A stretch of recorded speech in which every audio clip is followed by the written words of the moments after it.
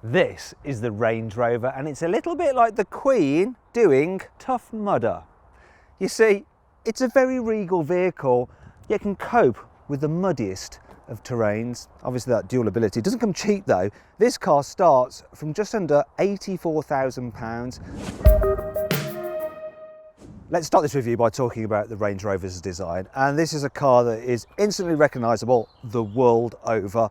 Now, as you move up the range, it gets a little bit more showy, a little bit more footballers' wives. The actual lower down cars are actually a bit more regal. But this is a status symbol, isn't it? Nothing else looks like a Range Rover. It's certainly got plenty of presence. Inside, it's also instantly recognisable as a Range Rover. The design is starting to feel a little bit dated when you compare it to the latest Mercedes GLS or the BMW X7. But it's so effortless and classy. Everywhere you touch, there's leather. There's leather, leather, leather, leather, even leather up here on the grab handles, and all but the entry-level car has super soft semi-aniline leather for the seats, which is just lovely. Reach all the way down into the door bins, and they're kind of padded on the outside. They have felt on the inside. It's amazing, the quality in this car. I really like it. Shiny window switches. You've got nice controls for the seat, the metallic around the air vents, around the driver's instruments. Really, the only cheap thing I can find in here are these. The paddle shifters for the automatic gearbox. They're just cheap plasticky nonsense. I like this. You've got frameless rear view mirror, and then even the vanity mirror has soft lighting, just like a Hollywood star's dressing room mirror. Lovely. Now, obviously, this latest version of the Range Rover has Jaguar Land Rover's most up-to-date technology, and that brings me onto this car's equipment list. You get 3 huge infotainment screens. The one down here is for all the climate controls. The one up here is for your satellite navigation, your normal infotainment functions, and you can use it to control things like the ambient lighting, which you can actually operate over 3 different levels, and there's so many different colours. It's absolutely glorious, darling. And then over here you have the digital driver's display. All cars also get this massive panoramic glass roof. The entry-level Vogue model also gets keyless go and hands-free opening for the tailgate. You just kick like that and it should open. Kick like that and it should open. Kick like that and it should open. I'll just use the button. The normal Vogue model also gets a wonderful Meridian sound system. The next model up is this Vogue SE, and it has soft close for the doors. It also adds an off-road cruise control to the terrain response system. The Vogue SE also gets heating and cooling for the rear seats. The next model up is the Autobiography, and it has 24-way adjustable electric seats rather than the usual 20. Plus they have a massage function. There's also 4-zone climate control instead of the usual 3. And then there's the adaptive cruise control with lane keeping assist, so the car will effectively drive itself on the motorway. Finally, there's the Autobiography long wheelbase, which, as the name suggests, has more space in the back, some special seats here, and a rear entertainment system. Anyway, enough of that nonsense. Back to the review and the infotainment system. All of the car's functions are controlled through these 2 screens, so there's no need for a multitude of ugly buttons. Now, top screen is dedicated to Bluetooth, DAB digital radio and satellite navigation features. The numerous menu icons are quite small though, and there aren't any physical shortcut buttons, so you'll have to take your eyes off the road for some time to make sure you press the right part of the screen. The graphics are very sharp and the colour's bright. Unfortunately, the system is a little bit unresponsive and it lags a little bit when you're pressing things or zooming round a map. It's nowhere near as good as a modern mobile phone. The slightly illogical menu layout mean it's not particularly easy to input a destination into the satellite navigation. Thankfully, it's much simpler to add a waypoint or swipe across the map to preview your route. Better still, Apple CarPlay and Android Auto are standard, and you may as well just plug in your phone and use Waze or Google Maps for your sat-nav. Now, all your ventilation controls are actually operated down here. You see, what you have to do is first select what you want to do. So if you want the fan, you have to press that, and then you can control it using that rotary dial. But then if you want to adjust the temperature, you have to press that button again, and then that switches over to temperature so you can control it. And it's just one too many button presses. Now let's move on to the widescreen digital driver's display, and it's generally pretty good, and you can move through different functions using these buttons on the steering wheel. And the menus are a touch confusing. Also, I don't think that the graphics are quite as bright or as cool looking as those in an Audi Q7. Now let's move on to connectivity. So under here, you have 2 USB ports and a 12-volt charging socket. You're probably wondering what's underneath here. It is a fridge, which is cooled. Lovely. Also, you have some cup holders there, but they will hold large bottles. You can also hold bigger items like that as well, which is pretty good. And check this out. There's a cutaway for a mobile phone. Look at that. Brilliant. Also, I want to show you this. Just take those out of there. because you can slide this forwards and then you have a secret storage area down there with a charging point for another mobile device. In fact, that is designed to take an iPad. Brilliant. There's more storage here, look. There's your glove box, and I want to show you this actually while I'm at it. Look at that there. That shows that Land Rover has the Royal Warrant, which isn't surprising because the Royal family do love a Range Rover. There's another little glove box on here though. It is kind of small. And then you've got huge ass door bins. They're absolutely massive. Look, you can fit lots in there. Big bottle there, a bunch of smaller bottles. And then we come to the seating position, which is very, very regal. I love this. The special armrests, and you can adjust the height of them.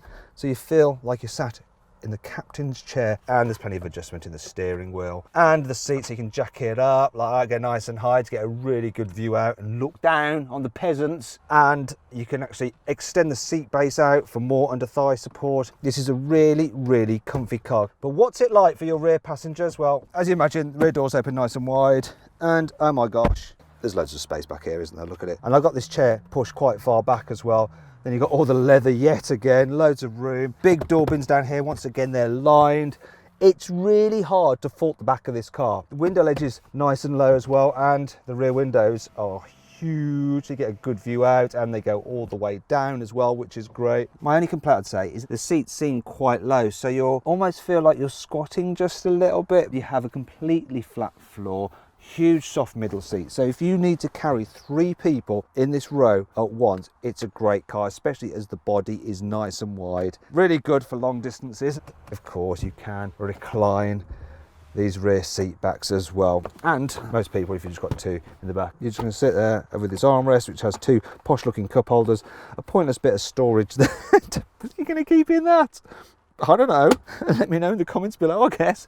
And of course, if you need to carry longer items and 2 people either side, you've got through loading as well. All very good, all very impressive, and I can't really complain much, especially as you then get some extra charging points down there for everyone's mobile devices. I want to show you this too. Look, yeah, how posh are these folders on the seat backs? Fit in a baby seat. Well, it's super easy because there's so much room to manoeuvre back here. More of a problem though is finding the ISOFIX mounting points because they're wedged between the corner where the rear seat backrests and the bases meet. As such, it's a sort of hit and hope technique, and you risk scratching your lovely leather while you're trying to wedge the base into place. Still, once you've got a couple of child seats in, there's at least enough room for an adult to sit between them without feeling too cramped, and that is quite rare. Anyway, let's move on to the boot. Let me guess, it's going to be quite large. So the first thing I want to show you is this. Oh yeah, the Range Rover has a glorious split tailgate. It's great, absolutely love it. You can sit on it, makes it easy to slide items in and out, and look at this, yeah. God, massive boot, look at it, absolutely huge, can carry loads of stuff in there. Love the carpeting in it as well, it just feels so expensive. And underneath here, a proper spare wheel. Oh yes, Land Rover, keeping it real. There's some of the useful things as well, like solid tie down points, a 12-volt socket for charging things. And you might be thinking, oh no, how do you fold down the rear seats? You can't get to them because of this split folding tailgate. You just do this, press some buttons, and they move down slowly. Slowly. It's just moving the front seat out of the way as well. So that's good, you don't have to run around to the front seat, it figures it all out eventually. Now you might be thinking, just more stuff to go wrong, Matthew. After all, it is a Range Rover and they don't have the best reliability record. And you'd probably be right. Anyway, let's do the next one. Look at that. Now you don't have a completely flat floor. Oh bugger, I've got to go and get this suitcase. So it's a bit harder to push things right to the front, which is a long way away. So you have to come into that. So that's a bit frustrating. But you probably want to know just how much stuff you can fit in this cavernous car. Well, with all the seats folded down, you can fit in 3 large boxes, 12 small boxes, 2 large suitcases, and a soft bag inside. With the rear seat and the load cover in place, there's still an impressive amount of room. Or you can get a pushchair in, golf clubs, a soft bag, and 2 small suitcases. So then, this Range Rover is very, very practical.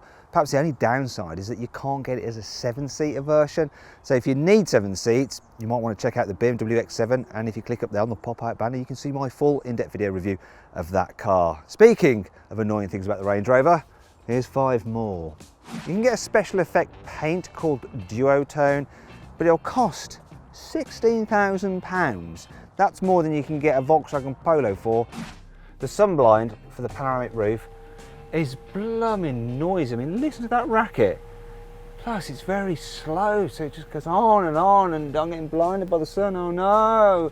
Such terrible, terrible first world problems. The glossy metal trim of the air vent reflects really badly in the window, and it catches your peripheral vision while you're driving. You think there's something in your blind spot just about to overtake you in your mirror. When you first turn on the car, it takes ages for the infotainment system to load up. So you're waiting, taking it going. You're waiting some more. You want to program the sat nav, but you can't yet. You're late. You really need to get going now. Come on. There we are, finally. If you want to remove the load cover, you first have to move the seats forward to free it up, and then kind of concertina it like that, and then really tug at it. God, it's so stiff. And it's very heavy as well, and you've got to be careful when you're manoeuvring it because it can fold over on your fingers and crush them, and there's nowhere specific to leave it in the car, so you have to just leave it there. It takes up quite a lot of space. So frustrating. Don't worry, there's still plenty to like about this car. Here's the carwow 5 core features. The car's standard fit air suspension will automatically lower when the car's parked, so it's much easier for your passengers and your old dog to jump inside. Woof.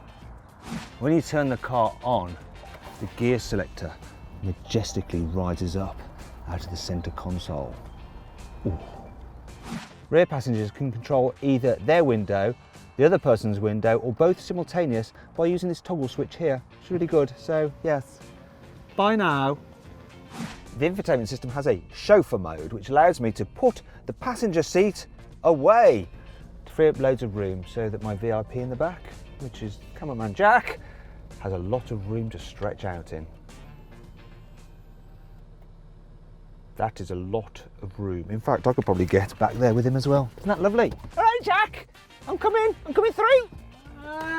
You not only have one sun blind, but if the sun's coming from all directions, because you're on a foreign planet with multiple suns, you have 2 blinds. Look at that, so you can remain nicely shaded. Simple, but I like it. Right, and now it's time to talk about engines. So you can get the Range Rover with 2 choices of diesel engine. There's a 3-litre V6 with 275 horsepower, or a 4.4 litre V8 with 340 horsepower. They both do 0 to 60 in around 7.5 seconds. You can also get a hybrid version if it's economy you want, and it'll do 85 miles per gallon, even though it's only got a 2-litre 4-cylinder turbo petrol engine, though that is of course supplemented by electric power. And it's got 400 horsepower in total, so it can get from 0 to 60 in about 6.5 seconds. You can get a normal 3-litre 6-cylinder turbo petrol with 400 horsepower, and because it's lighter than the hybrid, it'll do 0 to 60 in just under 6 seconds. And then there's my favourite ones, the 5-litre supercharged V8. So there's one with 525 horsepower, but if that's not enough, there's another one with 565 horsepower, and they'll do 0 to 60 in just over 5 seconds, and are super quick, but also very thirsty, returning around 20 miles per gallon. Now, all Range Rovers come with an automatic gearbox as standard, and of course all-wheel drive. Now, this particular car is the SD V6 Vogue. One of the great things about this car is the forward visibility. You just get a great view out, and then there's that big bonnet which just, it's like you're driving a tank, but in a good way. It feels solid and secure. The suspension as well is really quite floaty. Over speed humps, it just smashes them back into the ground. Occasionally though, potholes do catch it out and you get a sudden like surprising jolt. Now, there is the issue of the turning circle. It's a big old vehicle, but it's actually better than something like a BMW X7. Though the X7 you can get with rear wheel steering, which makes it more manoeuvrable than the Range Rover, which you can't get rear wheel steering with. The controls themselves are steering super light. The brakes, they're good too, not too grabby, and they do haul this big thing up. What's not so great though is the automatic gearbox. So you're at a junction waiting to pull out, you see a gap, put your foot down and here we go, we're off now. It's not the most responsive, but really the biggest issue when driving in town is finding a parking space big enough to accommodate this massive SUV. So there's a parking space there. Let's see how easy it is to park. Thankfully, the rearward visibility on this thing is absolutely brilliant. But I'm going to rely on the standard fit reversing camera quite a bit. Now, you don't want to be cubbing your big posh 20-inch alloy wheels because they are expensive. With the camera system, and the decent view at the back. Bosh! Did it in a tour! What a win! Anyway, let's get out of here and see what this car's like on the motorway, which is actually where most people will be spending a lot of time in them. This thing is just great for doing long distances in. The chairs are super comfy. You can drive in like this and just, you know, relax. It helps it's really quiet as well. And this car has all the windows laminated, so it's super quiet in this particular one. Though, let's say you need to overtake someone. And once again, the gearbox isn't great, so I'm doing 50. Put my foot down, here we go. Choose a gear, choose a gear. We've chosen a gear now, and we're off. So that's 70, which is okay performance-wise, but this is the slowest engine. The V8 diesel is punchier and the petrol is punchier. But the economy on this one, I'm doing 30 miles per gallon, which isn't amazing, but considering the size of this car, I am quite impressed. Finally then, twisty road time. How is this Ranger going to cope? One of the things about this car is the steering is quite slow and the car leans quite a bit, and if you go too fast, it's soon like lolloping around and the stability control is kicking in and slowing everything down and going, what the heck are you trying to do? I'm a big Range Rover, I'm not meant for this. It's fine if you just want to take it steady, but if you want to get a move on, yeah, something like a Bentley Bentayga will kick this thing's ass on a twisty road. Now, you're probably thinking, well, what are you doing hooning a Rangy around a twisty road? This thing is supposed to be taken off-road. I want to see some off-roading. Well, do you know what? Most people who buy these things don't take them off-road, and so I'm not going to do that either, because the off-roading I've got here to test it on is pointless. I could do it in a normal hatchback. So instead, I'm going to give you a quick montage of some serious off-roading in the Range Rover. There you go, that's all you get in, but yeah, this car is better off-road than other SUVs.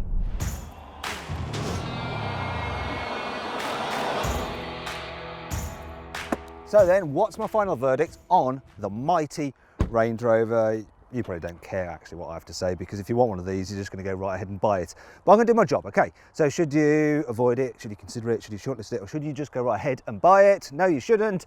You should shortlist the Range Rover. You see, there are some luxury SUVs that are just a bit better to drive and have a bit better technology. But yes, still, it is a rather lovely thing.